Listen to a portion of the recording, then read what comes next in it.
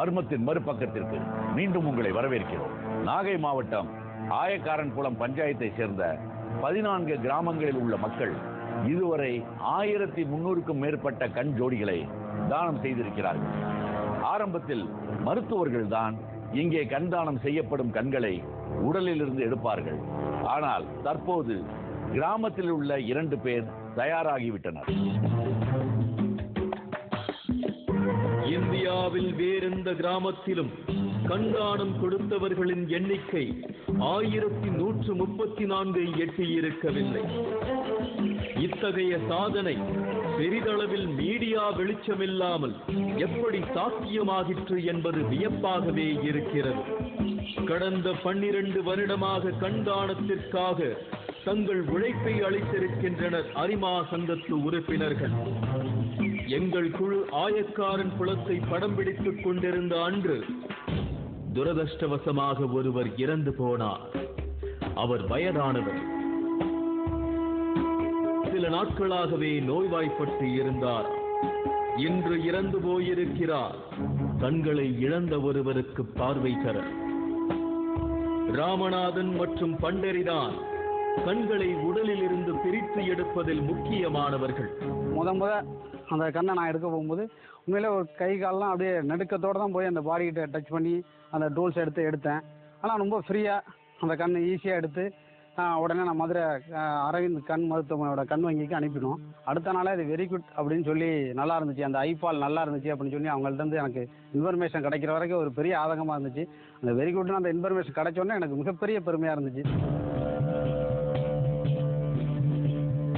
இறந்து போன முதியவரின் வீட்டை அடைந்தனர் அரிமா சங்கத்தின் உறுப்பினர்கள். அழுகை சத்தத்திற்கு நடுவே ஒரு சடல பெட்டியில் கண்களை திறந்தபடி உயிரற்று இருந்தார் முதியவர். எங்கள் குழு வந்திருந்த தகவல் ஏற்கனவே அவர்களது குடும்பத்திற்கு தெரிவிக்கப்பட்டிருந்தது. இல்லை என்றால் படம் பிடிப்பது அந்த தருணத்தில் சாத்தியமில்லாதது.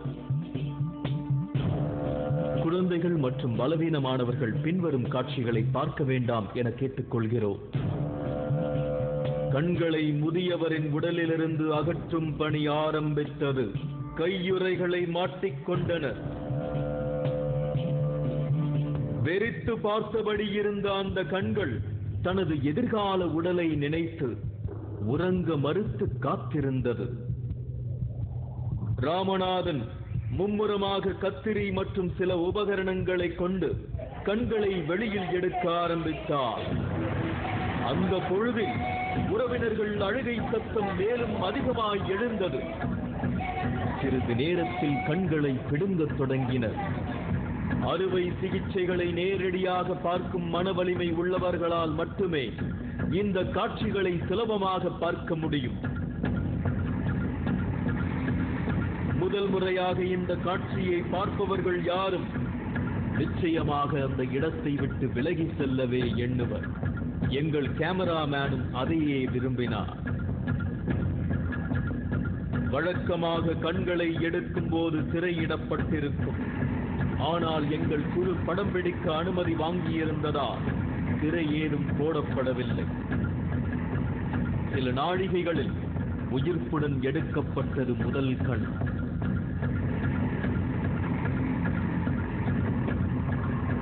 உறவினர்கள் அழுகை நிற்கவே இல்லை. இரண்டாவது கண்ணும் எடுக்கப்பட்டது.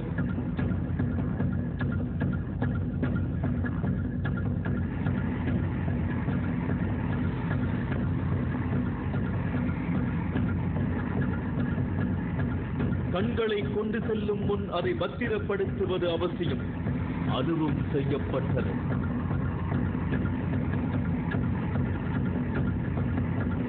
கண்களை எடுத்துக்கொண்டு விடைபெற்றனர் பண்டரியும் ராமநாதனும். இது அவர்களுக்கு புதியதல்ல. பல நூறு முறைகள் அவர்கள் இப்படி எடுத்து சென்றிருக்கிறார்கள். தானமாக பெறப்பட்ட கண்கள் மதுரை அரவிந்த் கண் மருத்துவமனைக்கு கொண்டு செல்லும் பணி பண்டரி உடையது. எங்கள் கிளப்பில் தொடர்ந்து இந்த கண்தானத்தை கொண்டுட்டு போகிற பணியில் மருதூர் தெற்கு கிராமத்தை சேர்ந்த பண்டேரிங்கிறவர் தொடர்ந்து இந்த சமுதாய பணி மாதிரி அவர் சேவையாக செஞ்சுட்டு இருக்காரு. இவருக்கு அரசாங்கம் ஃபர்ஸ்ட் பாஸ் கொடுத்துருக்கு. ஒரே நாளில் 2-3 கண்ணை நாங்கள் எடுத்து அனுப்ப வேண்டிய சூழ்நிலையில் வரும்போது தான் வேறு மாற்றால் நாங்கள் ஏற்பாடு பண்ணுவோம். இல்லைன்னா இவர் தான் கடந்த 10 ஆண்டு காலமாக சற்றேறக்குறைய 1000க்கும் மேற்பட்ட கண் ஜோடி தானங்கள் வந்து அவர் கொண்டு போய் மதுரைக்கு சேர்த்திருக்காரு. கண்கள் பயணிக்க தொடங்கின புதிய உடலை தேடி. மருத்துவர்களால் பயிற்சி அளிக்கப்பட்ட சம்பத் ராமு இறந்தவர்களின் உடலிலிருந்து நூற்றுக்கணக்கான கண்களை எடுத்துச் சென்று மருத்துவமனையில் கொடுத்திருக்கிறார்கள். ஏறக்குறைய இங்கே இறப்பவர்களின் கண்கள் அனைத்துமே ஒரு பார்வை இல்லாதவருக்கு வெளிச்சத்தை தந்து கொண்டிருக்கின்றன. கண் தானத்திற்கு அடுத்த கட்டமாக முழு உடல் தானத்தையும் தற்போது துவங்கியிருக்கிறார்கள் சிலர். காத்திருங்கள் இடைவேளை வரை.